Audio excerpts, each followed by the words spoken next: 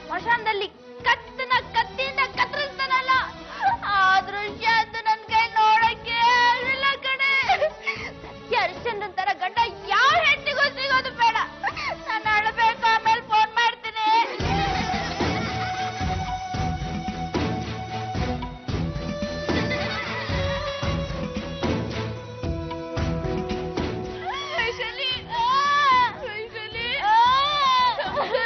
ಕಷ್ಟ ಇರುತ್ತೆ, ದುಃಖ ಇರುತ್ತೆ, ನನ್ ಬರುತ್ತೆ ಹೋಗುತ್ತೆ, ಅಷ್ಟಕ್ಕೆಲ್ಲ ಅಳ್ತಾರ. ಹೋಗ್ಲಿ, ಕಣ್ಣೋರ್ಸ್ಕೋ.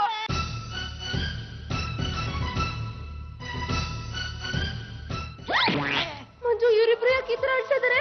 ನಿಮ್ ಫಿಟ್ಟಿಂಗ್ ಅಕ್ಕ ಯಾರಿಗೋ ಫಿಟ್ಟಿಂಗ್ ಇಡಕ್ ಹೋಗಿ ಹೆಚ್ಚು ಕಡಿಮೆ ಮಾಡ್ಕೊಂಡಿರ್ಬೇಕು, ಇಲ್ಲ ನಮ್ಮ ಮನೆ ಹಿಂಗೇನೋ ಆಗಿರ್ಬೇಕು. ಅದಕ್ಕೆ ಇಬ್ರು ಲೇಡೀಸು ಜೋಡಿಯಾಗಿ ಕೋರಸಲ್ಲಿ ಅಳ್ತಾ ಇದಾರೆ. ಏನಾಗಿರ್ಬೋದು? ಇತ್ತೀಚೆಗೆ ನಮ್ಮ ಮನೆ ಆ ಶೂಟಿಂಗ್ ಇಂದ ಕರೆಕ್ಟ್ ಟೈಮಿಗೆ ಮನೆ ಬರ್ತಾ ಇಲ್ಲ. ಅದು ಅಲ್ಲದೆ ಶೂಟಿಂಗ್ ಅಲ್ಲಿ ಪೆಟ್ ಮಾಡ್ಕೊಳ್ಳೋರ್ ಸಂಖ್ಯೆ, ಸಾಯೋರ್ ಸಂಖ್ಯೆ ಜಾಸ್ತಿ ಆಗ್ತಾ ಇದೆ. ಮೊನ್ನೆ ಗೊತ್ತಾ ನಿಂಗೆ, ಸದಾಶಿವಯ್ಯ ಅಂತ ಆರ್ಟ್ ಡೈರೆಕ್ಟರ್ ಗಂಗಾ ನದಿ ಹತ್ರ ಶೂಟಿಂಗ್ ಮಾಡೋತ್ತಿಗೆ ಬಿದ್ದು ನೀರಲ್ಲಿ ಸತ್ತೇ ಹೋಗ್ಬಿಟ್ರು. ಅದೇನು ಅಂತ ಕೇಳನ್ ಬಾ. ಅತ್ಯಮ್ಮ, ಅತ್ಯಮ್ಮ, ಇಲ್ಲಾರ ನೆಗ್ದು ಬಿದ್ರು.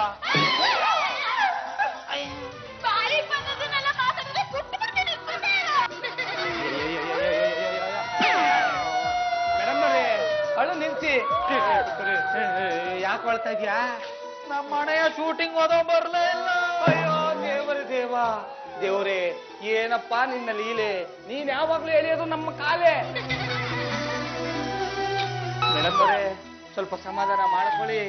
ಪರಮ್ನ ಹೆಸರಲ್ಲಿರೋ ಇನ್ಸೂರೆನ್ಸ್ಗಳು, ಅವನ ಹೆಸರಲ್ಲಿರೋ ಶೇರ್ಗಳು ಎಲ್ಲನೂ ಆದಷ್ಟು ಬೇಗ ನಿಮ್ಮ ಹೆಸರಿಗೆ ಟ್ರಾನ್ಸ್ಫರ್ ಮಾಡಿಸ್ತೀನಿ.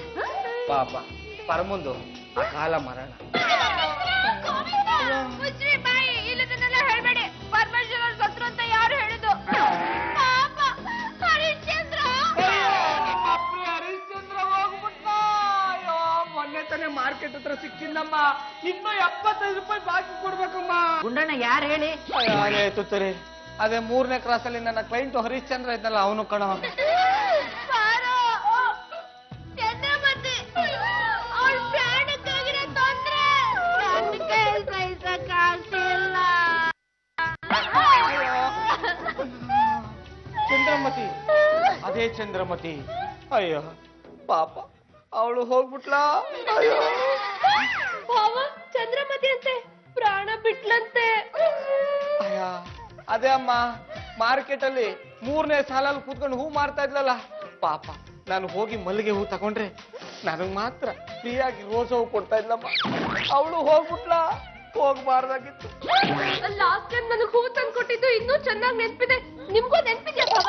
ಮಿಂಚಾಗಿ ನೀನು ಬರಲು ನಿಂತಲ್ಲಿಯೇ ಮಳೆಗಾಲ, ಬೆಚ್ಚಗೆ ನೀ ಜೊತೆಗಿರಲು ಕೂತಲ್ಲಿಯೇ ಚಳಿಗಾಲ, ವಿರಹದ ಬೇಗೆ ಸುಡಲು ಎದೆಯಲಿ ಬೇಸಿಗೆ ಕಾಲ, ಇನ್ನೆಲ್ಲಿ ನನಗೆ ಉಳಿಗಾಲ.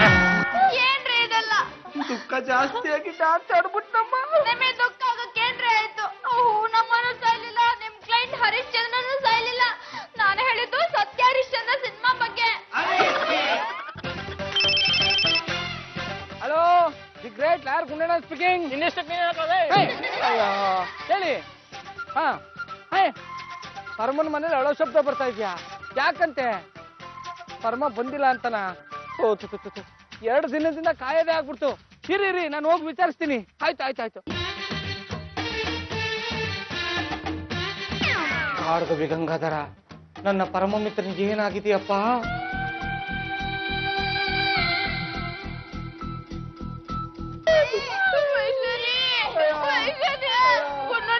ದುಃಖ ಹೇಳ್ಕೊ, ದುಃಖ ಕಡಿಮೆ ಆಗುತ್ತೆ. ಯಾರ ಮನೆಗೆ ಹೋಗ್ಬಿಟ್ರಮ್ಮ? ಗಂಗಾ ಮನೆಯವರು ರೀ, ಫುಲ್ ಫ್ಯಾಮಿಲಿ ಪ್ಯಾಕೇಜ್ ಅಲ್ಲಿ ವಿಷಯ ತಗೊಂಡ್ಬಿಟ್ರಿ. ಮನೆ ಮುಂದೆ ಫುಲ್ ಹೋಗ್ಯಾರಿ. ಅಯ್ಯೋ, ಅವ್ರ ಜಮೀನು ಕೇಸ್ನ ನಾನೇ ಹ್ಯಾಂಡಲ್ ಮಾಡ್ತಾ ಇದ್ದೆ. ಆ ಕೇಸು ಗೆಲ್ಲೋದು ಗ್ಯಾರಂಟಿ ಇಲ್ಲ ಅಂತ ಹೇಳಿದ್ದೆ. ಅದೇ ದುಃಖದ ಮೇಲೆ ವಿಷ ತಗೊಂಡ್ಬಿಟ್ಟಿದ್ದಾರೆ. ಯಾರು ಬದುಕಿದ್ದಾರೆ ಅವ್ರಿಗೆ ಸಮಾಧಾನ ನಾನೇ ಮಾಡ್ತೀನಿ. ನಾನು ಹೊರಡ್ತೀನಪ್ಪ. ಅಯ್ಯೋ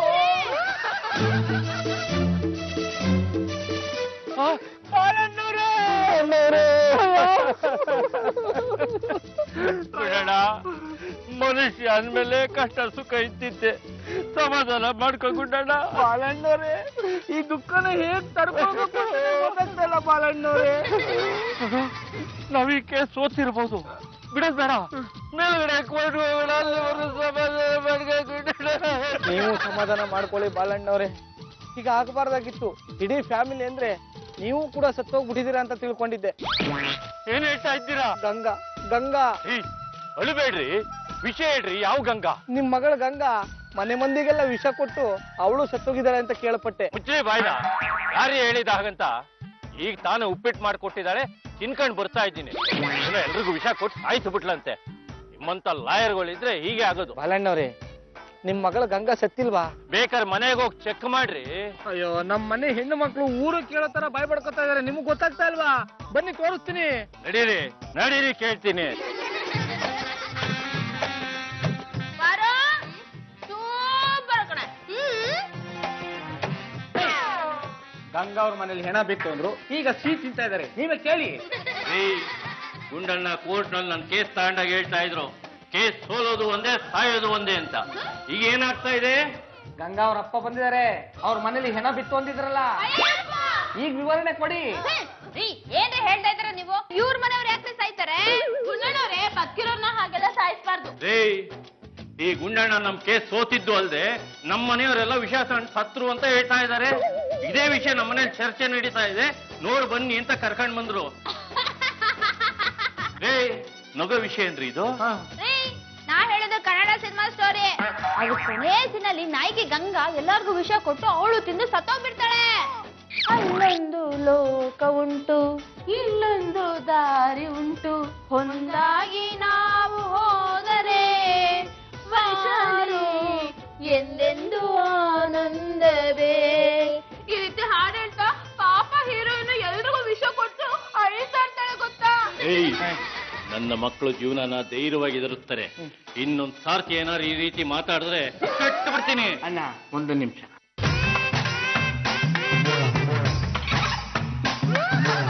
ಸುಣ್ಣನವರೇ, ಪೆಟ್ಟಿನ ಸುಸ್ತಾಗಿದ್ದೀರಾ? ಕುಂಬಳಕಾಯಿ ಹಲ್ವಾ ಮಾಡಿದ್ದೀನಿ, ತಗೊಂಡ್ ಬರ್ತೀನಿ ರೀ. ಸತ್ರು ಸಿ ಅಂತಾರೆ, ಹುಟ್ಟಿದ್ರು ಸಿ ಅಂತಾರೆ. ಕರಿಕೋಟ್ ಬಿಳಿ ಮೂತಿ ಗುಂಡಯ್ಯನವ್ರೆ, ಹೋಟೆಲ್ ಜಾಸ್ತಿ ಕೊಳೆ ಇರಕ್ ಹೋಗಿ ಏಟ್ ಬೀಳ್ಲ ಅನ್ಸುತ್ತೆ. ಸುಮ್ಮನೆ ಇರ.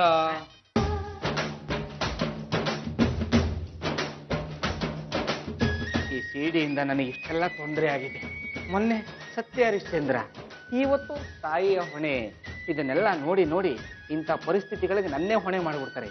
ಇದನ್ನೆಲ್ಲ ದೂರ ಎಲ್ಲಾದ್ರೂ ಬಿಸಾಕ್ಬಿಡ್ತೀನಿ.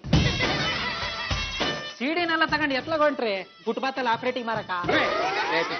ಮೊದಲನೇ ಬಾರಿಗೆ ಒಂದು ಕೆಲಸ ವಹಿಸ್ತೀನಿ, ಮಾಡ್ತೇನೆ? ಅಯ್ಯೋ, ಅದೇನಂತ ಹೇಳಿ ಪಟ ಪಟ ಅಂತ ಮಾಡಿ ಮುಗಿಸ್ತೀನಿ. ತಗೊಳ, ಇದನ್ನೆಲ್ಲ ಎಲ್ಲಾರು ದೂರ ಬಿಸಾಕ್ಬಿಡ. ನಾನ್ ತಂದ್ಕೊಟ್ ಸಿಡಿ ನಾನೇ ಬಿಸಾಕದ. ಹಿಂಗ್ ಮಾಡಿದ್ರೆ ಲಕ್ಷ್ಮಿ ಒಲಿಯಲ್ಲ, ನನ್ ಕೈಲಿ ಇದಾಗಲ್ಲ. ನಿನ್ ಕೈಲಿ ಯಾವ ಕೆಲ್ಸನೂ ಆಗಲ್ಲ ಅಂತ ಗೊತ್ತು ಕಣ. ಇದನ್ನ ನಾನೇ ಮಾಡ್ತೀನಿ. ಆದ್ರೆ ಈ ವಿಷಯನ ಯಾರಿಗಾರು ಹೇಳಿದ್ರೆ ನಿನ್ನ ತುತ್ತೂರ್ನ ಬೇರೆಯವ್ರು ಓದ್ತಾರೆ. ಆದ್ರೆ ಅದ್ರಲ್ಲಿ ಸೌಂಡ್ ಬರಲ್ಲ. ಎಂತಕ್ಕೆ? ಪಿಪಿನ ಕಿತ್ತಾಕಿರ್ತೀನಲ್ಲ.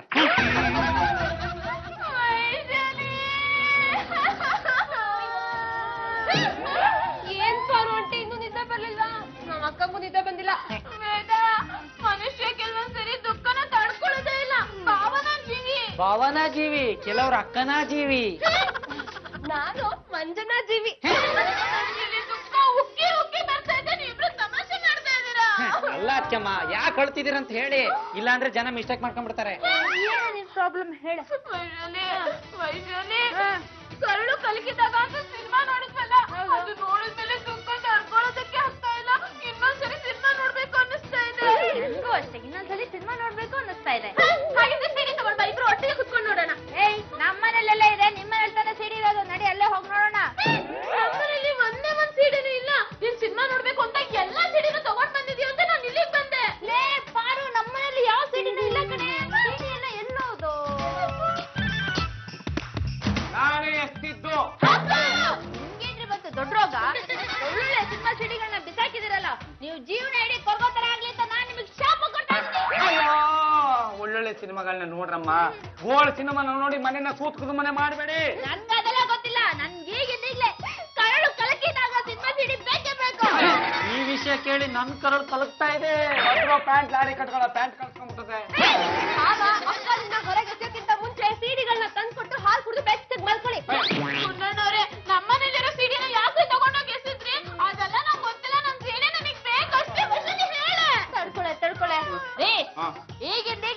ನೀವು ಸಿಡಿ ತಂದ್ಕೊಡ್ಲಿಲ್ಲ ನಾನು ಏನ್ ಮಾಡ್ತೀನಿ ಗೊತ್ತಾ? ಏನ್ ಮಾಡ್ತೀಯಮ್ಮ? ಏನ್ ಮಾಡ್ತೀನಿ ಗೊತ್ತಾ? ಏನ್ ಮಾಡ್ತೀಯಮ್ಮ? ಏನ್ ಮಾಡ್ತೀನಿ ಗೊತ್ತಾ? ಏನ್ ಮಾಡ್ತೀಯ ಹೇಳು. 1/4 ಲೀಟರ್ ಹಾಲು ಕೊನೆ ಸಲ ಕೊಡ್ಬಿಡ್ತೀನಿ. ಕುಂದನವ್ರೆ 1/4 ಲೀಟರ್ ಹಾಲು ಕುಡಿಯೋದು ಓಕೆ, ಕೊನೆ ಸರಿ ಯಾಕೆ? ಅಯ್ಯೋ ಮೇಡಮ್ನವ್ರೆ, ಕಾಲ್ ಕುಡ್ದು ಬಿಟ್ಟೆ ಸುತ್ತ ಗೀತೋಗ್ಬಿಟ್ರೆ ನೋಡಿ ಮೇಡಮ್ನವ್ರೆ. ಏನಮ್ಮ ನನಗೆ ಲೆಫ್ಟ್ ಹ್ಯಾಂಡ್ ಹೊಡಿತೀಯಾ? ನನ್ ಯಾರು? ಯಾಕೆ ನಿಮ್ಗೆ ಗೊತ್ತಿಲ್ವಾ? ಲಾಯರ್ ಗುಂಡಣ್ಣ ಕಟ ಸ್ವಲ್ಪ ಹೆಡೆ ಬಿಚ್ಚಿದ್ರೆ ಕಾರ್ ಕೊಟ್ಟದ ವಿಷಕ್ಕತ್ತೆ. ಈ ಲಾಯರ್ ಗುಂಡಣ್ಣ ತೊರೆದಿದ್ರೆ ಎದುರಾಳಿ ಚಿನ್ನಿಸ್ತರಾಗ್ತಾನೆ. ನನಗೆ ಲಟ್ಟಣೆಂದು ಹೊಡಿತೀಯಾ? ಕೆಟ್ಟವ್ರ ಪನಿ ಕಾಳಿ, ಉಳ್ಳವ್ರ ಪನಿ ಚಂಪಾಕಲಿ, ವೈಜಾಲಿ, ನಿಮ್ಮನ್ನ ಕಟ್ಕೊಂಡಿರೋ ತಪ್ಪಿಗೆ ನಿಮ್ಮ ನೋಡಿಲ್ಲ, ನನಗೆ ನಾನೇ ಹೊಡ್ಕೊತೀನಿ.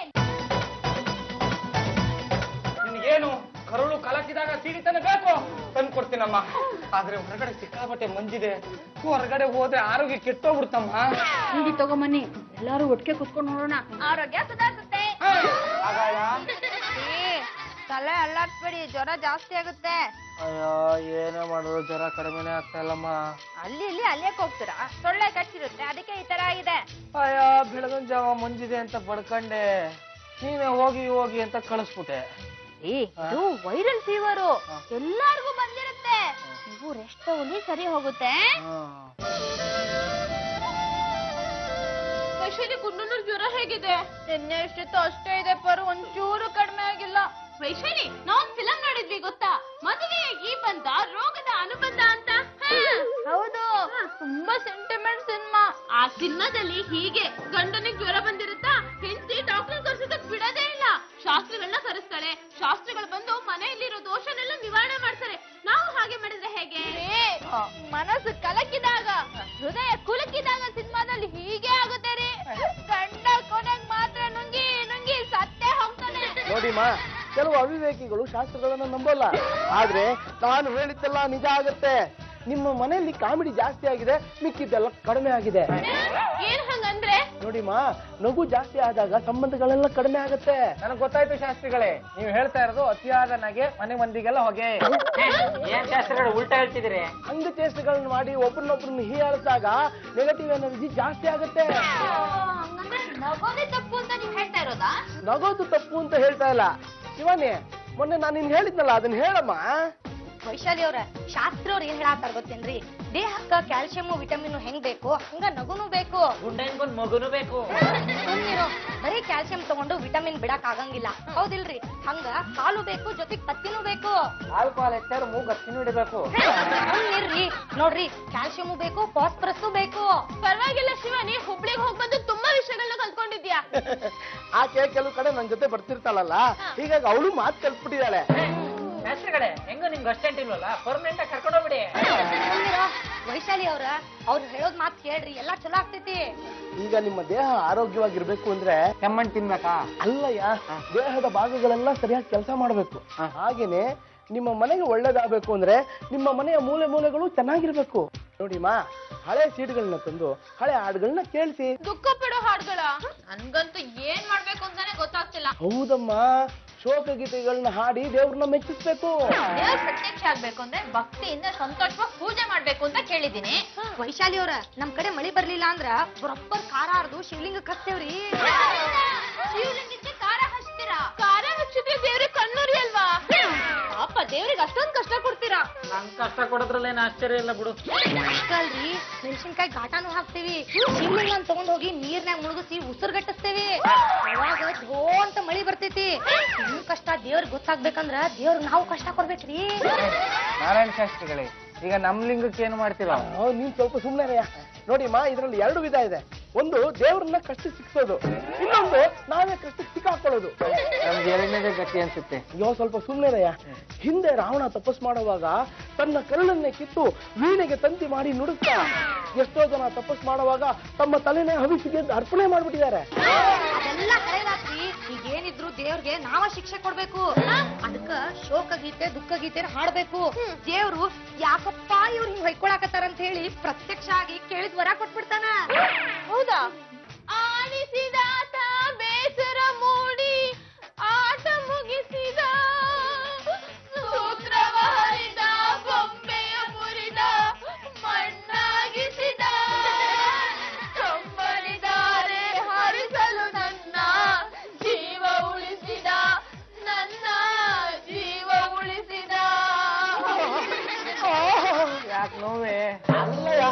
ಎಷ್ಟು ಸೊಗಸಾಗಿ ಹಾಡ್ತಾ ಇದ್ದಾರೆ. ನಾವು ದೇವ್ರನ್ನ ಹೇಳ್ಸೋದಕ್ಕೆ ಎದ್ದೇಳು ಮಂಜುನಾಥ ಏಳು ಬೆಳಗಾಯಿತು. ಇನ್ನು ಮೇಲೆ ಕೇಳಿದ್ರೆ ಹಾಗೆ ಮೇಲೆ ಹೋಗ್ಬಿಡ್ತೀಯ. ಈ ಜ್ವರನ ಕಂಡಿಡಿದು ನಮ್ಗೆ ಔಷಧಿ ಕೊಡೋ ಹೊತ್ತಿಗೆ ನಾವು ಯಮನ ಪಾದ ಸೇರ್ಕೊಂಡ್ಬಿಡ್ತೀವಿ. ದೇವ್ರೆ, ಈ ತರ ಸೀನು ಬರ್ದೇ ಇರಲಪ್ಪ. ಕಾಡ್ಕವಿ ಗಂಗಾಧರ. ದೀಪವು ನಿನ್ನದೇ, ಗಾಳಿಯು ನಿನ್ನದೇ, ಆರದಿರಲಿ ಬೆಳಗು. ನೀ ನಡೆವ ಹಾದಿಯಲ್ಲಿ ನಗೆ ಹೂವು ಬಾಡದಿರಲಿ. ಈ ಬಾಳ ಬುತ್ತಿಯಲ್ಲಿ ಸಿಹಿ ಪಾಲು ನಿನಗಿರಲಿ. ತಬ್ಬಲಿಗೆ ತಬ್ಬಲಿಯ ತವರಿದೆಯ ಕಳುವೆ. ಜೋ ಜೋ ಜೋ ಜೋ ಲಾಲಿ ಜೋ ಜೋ ಜೋ ಜೋ. ಅಯ್ಯೋ ಮನಕಾಯವಾಗ ಶೋಕ ಗೀತೆಗಳ ಕಚೇರಿ ಜಾಸ್ತಿ ಆಗ್ತಾ ಇದೆಯಲ್ಲಪ್ಪ. ಇದು ಕೊನೆನೇ ಇಲ್ವಾ? ಅಯ್ಯ, ನನ್ನ ಫೈಲ್ಗಳೆಲ್ಲ ಜಿರ್ಲೆ ಪಾಲಾಗ್ತಾ ಇದೆಯಲ್ಲಪ್ಪ. ಏನ್ ಮಾಡೋದು? ಭಾವ ಭಾವ, ಅಕ್ಕ ಬೇಗ ಬಾ ಭಾವ, ಬಂಬು ಸೇರ್ಕೊಳಕ್ ಕಾಣಿಸ್ತಾ ಇದಾರೆ. ಏನ್ ಹೇಳ್ತಿದ್ಯಾ? ಅಕ್ಕ ಭಾವ ಕಣ್ಣೇ ಬಿಡ್ತಾ ಇಲ್ಲ. ರೀ, ನಾನು ವೈಶಾಲಿ ಬಂದಿದ್ದೀನಿ, ಕಣ್ಬಿಡ್ರಿ. ಆಸ್ಪತ್ರೆ, ಆಂಬುಲೆನ್ಸ್. ಇಂಥ ಟೈಮಲ್ಲಿ ಆಸ್ಪತ್ರೆ ಆಂಬುಲೆನ್ಸ್ಗೆಲ್ಲ ಹೋಗ್ಬಾರ್ದು. ಶೋಕಗೀತೆ ಹೇಳ್ಬೇಕು, ಶಾಸ್ತ್ರಿಗಳನ್ನ ಕಳಿಸ್ಬೇಕು. ಯಮ, ಕೋಣ, ಪಾಶ. ಶಾಸ್ತ್ರಿಗಳೇ ಅಂದ್ರೆ ಘಟ ದಪ್ಪಗಿದ್ರು ಗಾಳಿ ಹಾರ್ಕೊಂಡ್ ಬರೋದು ನಾನು ಒಬ್ಬನೇ.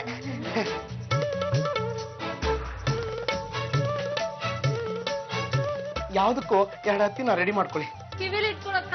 ಅಲ್ಲ, ಮೂಗ್ಗಿಡಕ್ಕೆ.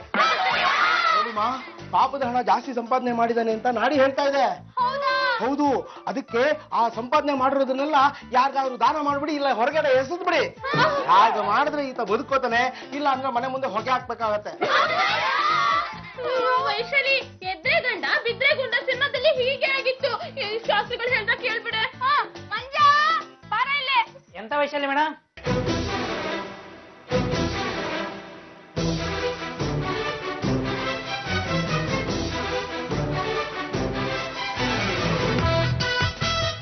ಏನು ಇಲ್ಲ ಕಣೆ. ನೀವಿಬ್ರು ಇದನ್ನ ತಗೊಂಡೋಗಿ ದೂರ ಬಿಸಾಕ್ಬಿಡಿ. ಅಕ್ಕ, ಇದೆಲ್ಲ ತುಂಬಾ ಬೆಲೆ ಬಾಳುತ್ತೆ, ಇಂಪಾರ್ಟೆಂಟ್ ಅಂತ ಭಾವ ಹೇಳ್ತಿದ್ರು. ಇದು ಇಂಪಾರ್ಟೆಂಟ್ ಅಂತ ಹತ್ರ ಇಟ್ಕೊಂಡ್ರೆ ನಿಮ್ ಭಾವ ಯಮನ್ ಹೋಗಕ್ಕೆ ಎಕ್ಸ್ಪೋರ್ಟ್ ಆಗ್ಬಿಡ್ತಾರೆ. ಮಂಜ ಭೇದ, ಈ ಮನೇಲಿ ಗುಂಡಣ್ಣನ್ ಸಂಬಂಧಪಟ್ಟಿರೋ ಏನೇ ಓದಿದ್ರು ತಗೊಂಡೋಗಿ ಬಿಸಾಕ್ಬಿಡ್ರ. ನಿಮ್ಮನ್ನು ಈ ಚಳಿಗಾಲದಲ್ಲಿ ಈ ತರ ತೋರ್ತಾ ಇದೀನಿ ಅಂದ್ರೆ ಜ್ವರ ಬಿಡ್ತಾ ಇದೆ ಅಂತ ಅರ್ಥ. ನೋಡ, ಬಿಸಿಲು ಕೊಡಮ್ಮ. ನೀವ್ ಎದ್ದಿದ್ ನನ್ಗೆ ಎಷ್ಟು ಖುಷಿ ಆಗ್ತಿದೆ ಗೊತ್ತಾ? ನೋಡ್ರಿ, ಬಿಸಿಲಿಲ್ಲ.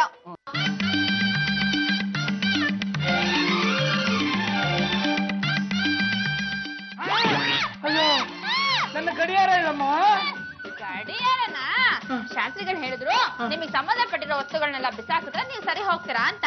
ಅದಕ್ಕೆ ಮಂಜುಗೂ ವೇದಂಗೂ ಎಲ್ಲ ವಸ್ತುಗಳನ್ನ ತಗೊಂಡೋಗಿ ಬಿಸಾಕು ಅಂತ ಹೇಳ್ಬಿಟ್ಟೆ.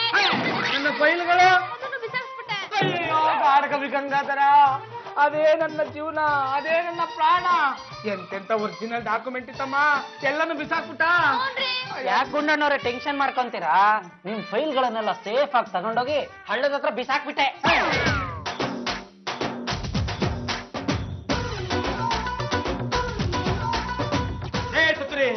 ನನ್ನ ಫೈಲ್ಗಳು ಎಲ್ಲಿದೆ ಅಂತ ಹೇಳಿದ್ರೆ ಸರಿ, ಇಲ್ಲ ಅಂದ್ರೆ ಪಾಪ್ರತಿ ಪಳ್ಳೆ ವಾಟರ್ ಟ್ಯಾಂಕ್ ಇಂದ ಕೆಳಗಡೆ ಬಿಚ್ಚಾಕ್ಬಿಡ್ತೀನಿ.